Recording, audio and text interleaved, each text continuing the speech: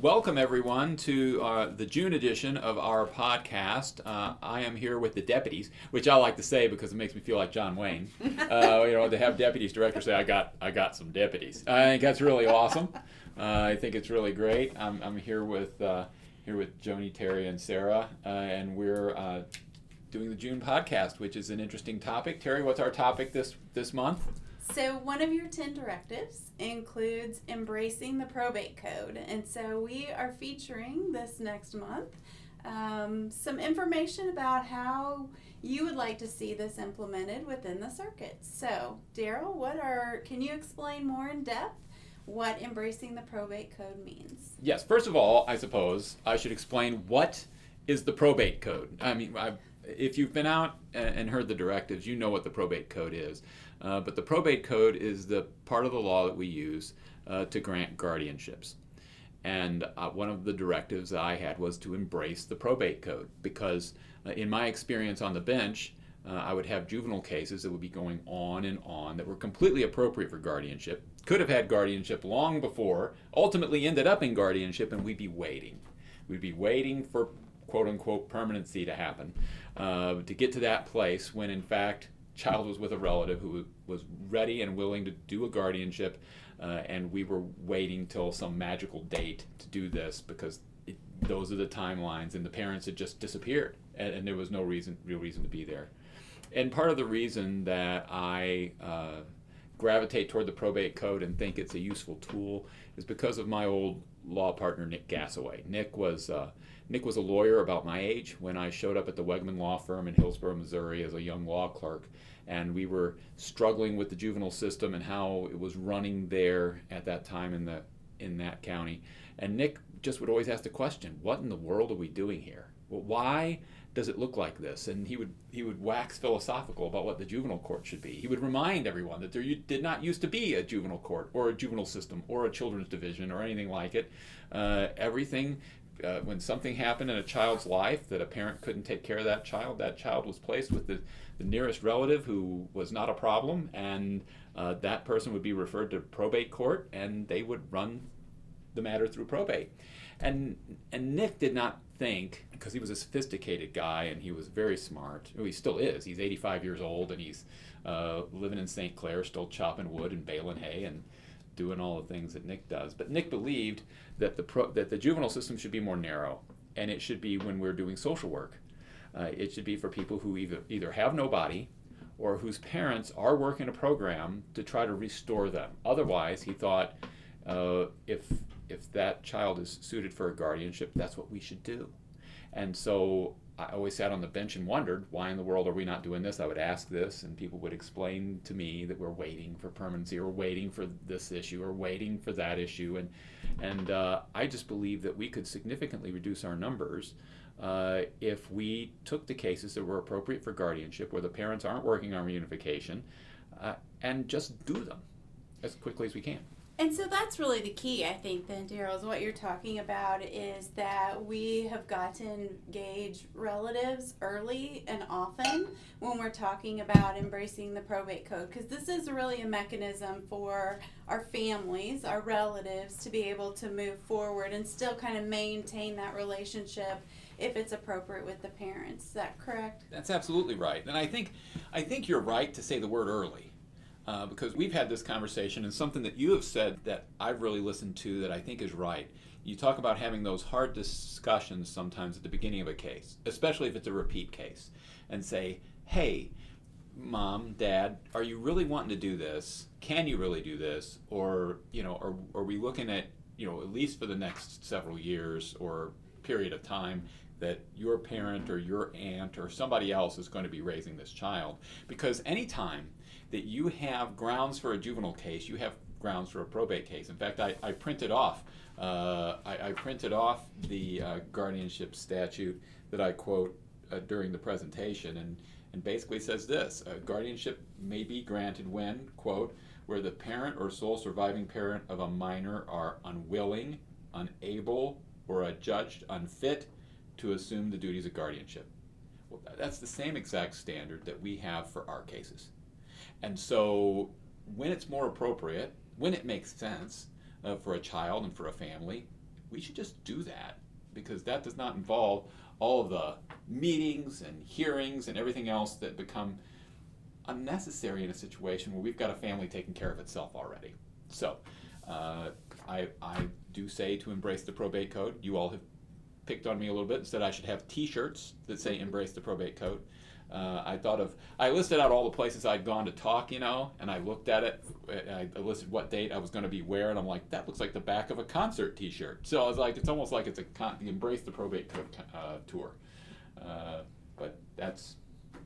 I think what's interesting in what you just said that I keyed on to is it said or, not and. So you only have to have one of those, not all. And I would ask kind of your perspective from your background. What we see a lot are parents not being consistent in those efforts. So they'll go months without maybe making any efforts, and then they'll come to some visits or do some for, like, what does that look like from your perspective? Because I think a lot of our at least the cases I've seen, a lot of people would say, well, they're just not consistent, but they're making efforts. But that causes cases to linger years.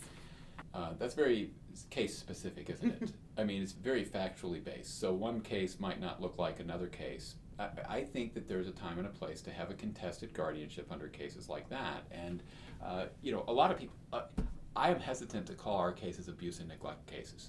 I use the word dependency. I use it all the time because I come from this probate code world where you're right. You're thinking like a lawyer, Joni, which I think is impressive. To focus on that word or, because it's you're unwilling, unable, or adjudged unfit. So it's not necessarily that I'm saying making a value judgment with regard to the parent. The parent may just have a terrible addiction with which he or she is struggling, right? But they're just not able to do it right now. And that inconsistency could be a basis upon which they're unable to do it right now. So there's a reason when you're having the bumpiness of that progress to stick around. There's a reason to stick around. But there's also a time when you could say, nah, enough of that. Let's just go forward.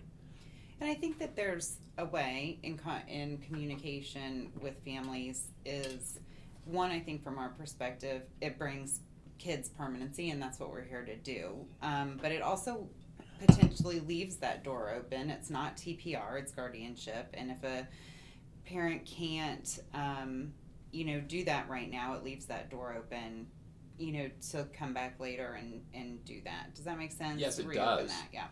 And it happens a lot. And I think I speak from some experience on this because I did this for 19 years. I mean, this approach was done in Jefferson County for 19 years. And frequently, you would see somebody back a decade later where the child was 3 when the child came into care. The child's now 13. Mom has been clean for 5 years, has been visiting with child, has been doing well with child, and now grandma's got an illness. And everybody agrees mom's ready and can do this thing and step in where grandma was, or even move into grandma's house and help grandma and help raise child, and that kind of thing happens. People have expressed a concern to me, well, somebody could come back and fight over this later, and that would leave that guardian subject to being attacked. Well, that's true, that can happen, but in the 19 years I did it, I can count on one hand, less than counting on one hand, the number of times that really happened. What more frequently happened was that grandma or Aunt Susie or whoever would grab the rehabilitated parent, drag them into court with them and say, Judge, look how awesome she is. Look how great she's done. I started this, I was 65. Now I'm 75, and Mom is able to do this. And we would investigate it. We would investigate it, normally find out that it was completely true, and that we could terminate that guardianship later on down the road. It gives you more options, frankly, than you would have the other way. I think you make some really good points, and I'm glad you brought up those two scenarios. When I was in the field, that's what I heard a lot. Oh, those younger kids, we shouldn't do guardianship. We should be looking at adoption. Or what if, we're out of the case and then our relatives have no support there? And so I appreciate you addressing those two situations. Are there any other situations that you would be concerned about going forward with the guardianship, or situations that you had that maybe would make a case not appropriate for a guardianship? Oh, sure. Again, It's very fact specific, right? It varies from case to case. What I would ask, a lot of times people would appear in front of me and there would be a discussion about what should the permanency plan be? Should the permanency plan be guardianship or adoption? And I would often ask the question, well, what does the petitioner want to file? You know, what does grandma want to be? Does grandma want to be grandma and do a guardianship, or does grandma want to adopt? And situations where I've seen grandma want to adopt are like this. Grandma is mom's mom, and dad's the perpetrator.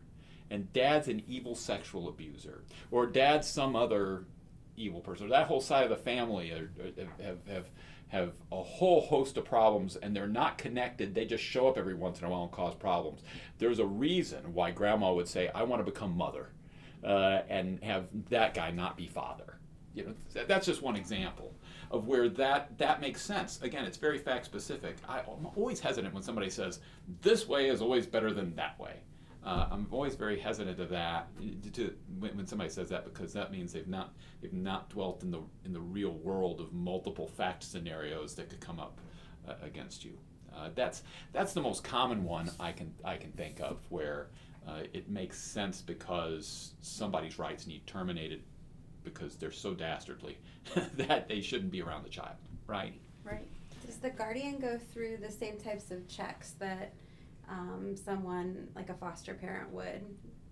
Well, we're talking about somebody being a guardian out of one of our cases. They've been approved for placement, and it's different in every county what they want or require. But I always took the position that the background checks and all the work that was done and the you know what would be needed for a home study for our placement for a placement at Children's Division was adequate in my mind for me to say they'd be a fit guardian. You know, so they do have that. I would note too that once you grant a guardianship, that there continues to be supervision of a court. I mean, very loose supervision, not anything that's. But you have to report to that court every year, and if something goes wrong, that court can become involved again. So you know those guardians can be checked out as much as that judge or guardian ad litem who's appointed for that child wants that guardian to be checked out. And does that help with the cost? So say in 10 years, dad is ready to be back in the picture. Right. We want guardianship to go back to dad. How does that get funded? Or how I did it, I thought if dad's showing up and saying dad is fit, I'm making dad bear the financial load for that. I don't know how other judges would handle that, but that's what I would do. It's like I need to reappoint the guardian ad litem. Guardian ad litem is going to need to be paid. I'm going to ask you to pay X amount into the registry of the court to pay for the guardian ad litem to check you out to make sure you're okay. Because if you're really able to take care of this child, because you've got a job and a house and a car and all those things, you should be able to do that. And if you're not able to do that, I'm hesitant to set aside the guardianship. Okay. And sometimes they would not be able to do that, and I would not set aside the guardianship. But more frequently, they gladly deposited that money. The guardian ad litem would check on it, you know, look at the house, talk to the dad, redo the background checks, get the pay stubs, interview the child, say, yes, I visit with dad all the time. I desperately want to go there. That's when you'd say, yeah, this is right. So. And for our families, you know, who decide that they want to be licensed, then we also offer subsidy through guardianship, and so they have resources to continue to help support that child after we're out of the picture. Right, and that was not the way it was in the beginning, right? At the beginning of the Adoption and Safe Families Act, guardianships were not included. And when they did, I think it gave us a real opportunity for that to happen. And I think the fact that was done that way is why some people, initially began to view adoption as a superior way of resolving these cases in a guardianship. And I don't say that guardianship is superior to adoption. I'm saying that it's different. And it's different solutions match different cases better. I think you got to look at the facts of the case and decide which thing is better. So I would imagine a lot, we did a poll recently of kids in our care that had been in a placement permanency goal of guardianship that had been with a relative over 6 months, and there was like 1,000 kids statewide. So hopefully a lot of people are listening and thinking this could be applicable to like my current case. What would you say to someone that lives in a circuit where their judge is not open to something like that? How would you tell our caseworkers to handle that? I would say get our permanency attorney and file it anyway. I think that, there are judges who say, I'm not going to consider guardianship unless somebody has explored adoption first, which I can understand. You could say, you can ask the question to the petitioner, which thing do you want to file? Which thing makes sense? And then advocate for the thing that you want to do.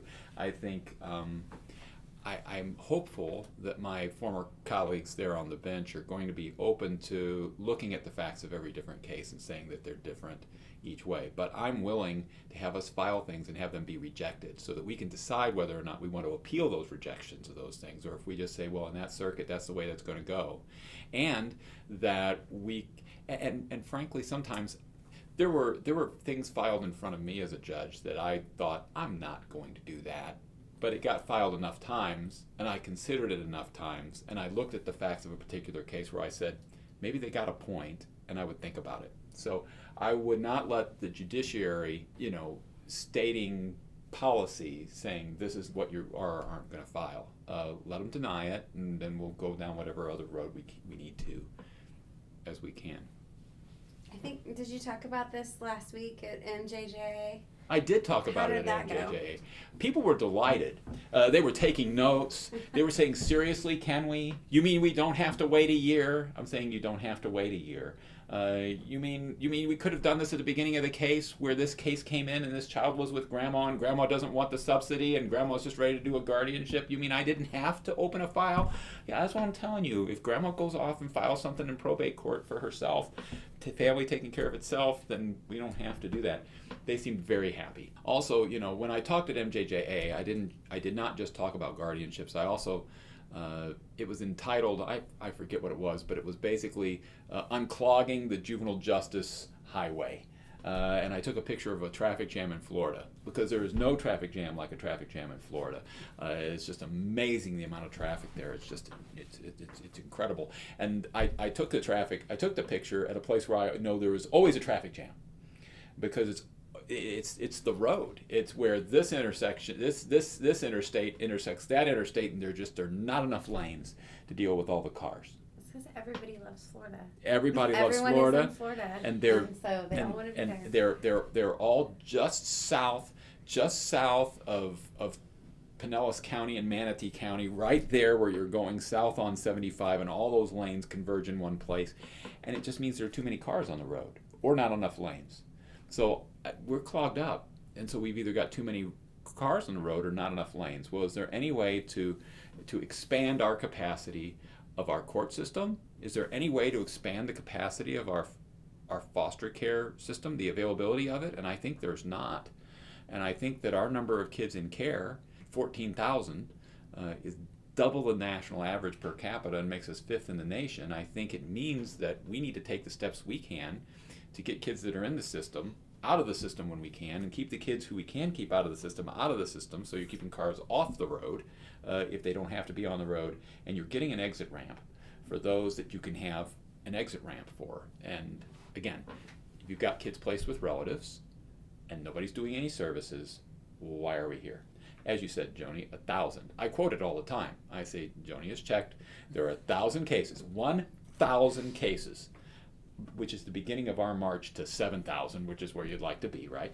1,000 cases where the goal, the permanency, the stated permanency goal is guardianship, and there's not been a guardianship done. I'm like, what is holding that up? I can't imagine what is holding that up, because doing a non-contested guardianship, either where the parents have consented or where they're just not there, as a lawyer, there's nothing easier. There is nothing easier than that. That is easier than falling off of a wet rock. It is the easiest thing you can do in the law, because you have no real opponent. There is a very simple petition with very simple standard to meet, and it's a hearing that can take 10 minutes. I do not understand. I mean, if I were still on the bench, I would volunteer to hold a special docket for everybody in the state for 3 weeks, and I could clear all 1,000 of them if somebody would just come try them. And so I just think we need to move those cases, because when we do, what does that do? That frees up that case manager to deal with cases that really need work. Because those cases that are just sitting there, you still requires a meeting, still requires a hearing, still is going to suck up half your day when you have to go to court. And we could resolve it. We could resolve it right now with a good probate judge who's willing to work you in. Could do it between their morning docket and lunch. You could just work you in and take care of it. Nobody has any objections to guardianships. None of you. Do you hear any objections to guardianships? I mean, does anybody say, "Oh my gosh, Darrell has lost his mind. This is crazy idea"? I think one of the issues that does come up every now and then is that some of our families don't have the resources to pay on the front end Right. for that attorney and that filing fee. But we know that they can be reimbursed through the subsidy for that. And so, any thoughts on how to assist in that way? I've seen judges before in the circuit that I came from, would set up a plan with the family. And so we would come back in and checks and how much have you saved at this point? How much, as soon as you hit this number, then we're moving forward. So any thoughts on how to assist families? The financial piece of that is difficult. I think it really is. I think if there are circuits like my circuit, there are lawyers who are going to be willing to say, this is, I'm going to be paid something, but this is so easy and this is so important that I'm going to be very reasonable with my fee and work with people and take a payment and work with folks to get this done. And I think that's the financial piece of things and funding streams is something that escapes me. It really is beyond me. But I think that is a challenge and maybe a reason to hang around long enough to get to the subsidy, right? That might be a reason to do that. But isn't that even 6 months? Yes. So not a year, so it's 6 months. So it's still at 6 months. And, Well, and what I've asked people is, well, if subsidy's at 6 months, how long does that take to get done? Because I would be sitting at the first review hearing which happens at 90 days after disposition, after the initial disposition, and child's with Aunt Susie, and mom and dad are nowhere, and I'm saying, why don't we just do a guardianship? And people saying, well, we're not to permanency yet. And then if somebody would mention the subsidy, I said, well, how long was it going to take you to work on the subsidy? Would it be ready? If you worked on it, would it be ready by the time I came back at 6 months and a day? Would everything be ready? You have all your work done, and you can just file it then, and I can the next day, 6 months and a day, do what needs to be done. And if the parents show up, well, delightful. We're glad. But they can file it. They can be moving forward. We just set the court date after that 6 month period, and then the judgment's entered. And we could get it done. Yeah. We could get it done. The other thing I would mention, we talked about it at MJJA. It's kind of related to the guardianships. Was 211093, which is a statute that says that a judge can close a juvenile file and give legal custody to somebody. Actually, not in that order. Give legal custody to somebody and then close the juvenile file and have custody be with that person. That was also an item of great interest. I am hearing that word of that has gotten out across the state, and judges are saying, get me the form order that Judge Missey used. I'm not a judge anymore. I was at the time, and we're willing to do that. We're willing to do that. And that's where you've got a non-offending parent who's got the custody of a child.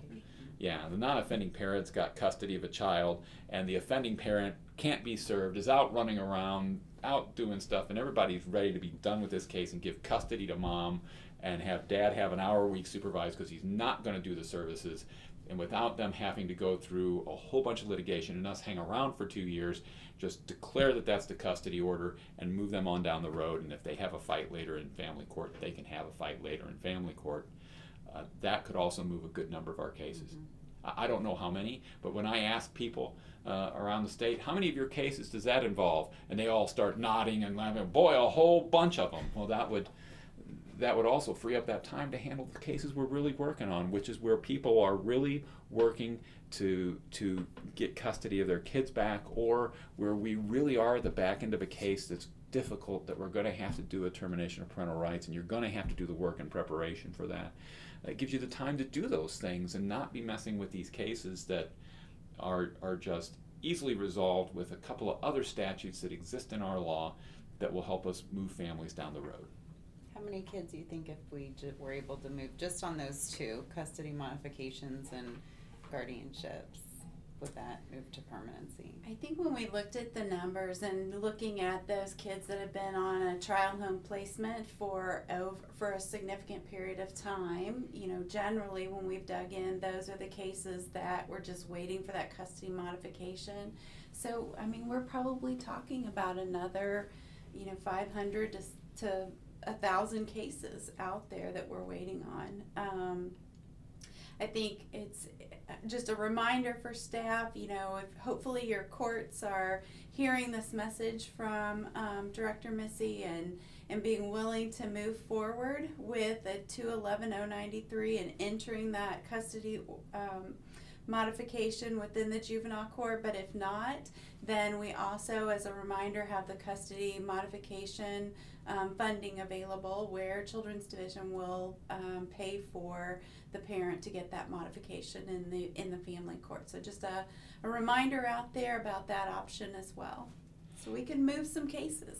I'm hopeful for that, and I'm hopeful that if we can get those things done in the manner that we've discussed here, then our permanency attorneys could be spending their time really working on trying some of those cases that we need to have tried. Trying some of the TPR cases, trying some of the contested guardianships that we need to have tried, and get those things done. A lot of times, waiting for litigation and walking around each other in contested cases is part of our problem too. But if we've got those lawyers freed up, we could certainly begin to move the ball. So I think we're at the end now. Sorry to have monopolized this, but it's the probate code. It's almost like me talking baseball. I never thought I would be this excited about the probate code, but I really am.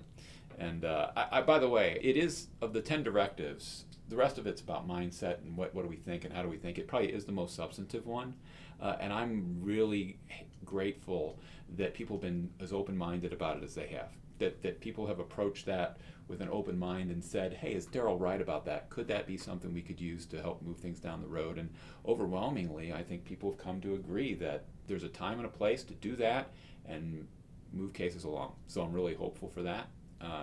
And we'll be closing out this podcast. I want to thank the three of you for being part of this posse, my deputies. It was really great to have you be here, and for all your good work. And I want to thank all of you out there for everything you've done. If I've not come to your circuit yet to have the vision talk, we're working on getting everybody else scheduled, so we will be coming. So thank you for being patient with us, and thank you for all the good work that all of you do.